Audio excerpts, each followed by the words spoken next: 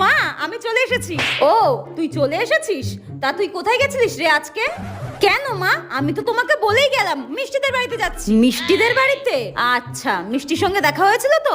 হ্যাঁ, মিষ্টির সঙ্গে দেখা হবে না কেন? মিষ্টি তো আমাকে জোর করে মিষ্টি এত এত মিষ্টি খাইয়ে দিল জানো মা। কত রকমের মিষ্টি তোমাকে কি বলবো, তারপরে সিঙ্গারা চপ কত কিছু খাইয়ে দিয়েছে। বাহ বাহ, তাহলে তো তুই রাতে খাবি না নিশ্চয়ই? না না, পেট ভরে আমি খেয়ে এসেছি। আর তাছাড়াও কাকিমা আমাকে না খাইয়ে ছাড়বে নাকি? ওই দেখো মিষ্টি ফোন করছে বলতে না বলতে। হ্যাঁ হ্যাঁ হ্যাঁ, মিষ্টি ফোন করছে, ধর ধর ধর। হ্যাঁ হ্যালো, হ্যাঁ মিষ্টি আমি বাড়িতে চলে এসেছি। হ্যাঁ হ্যাঁ হ্যাঁ চলে এসেছি। হ্যাঁ হ্যাঁ হ্যাঁ, রাখ রাখ রাখ। মিষ্টি,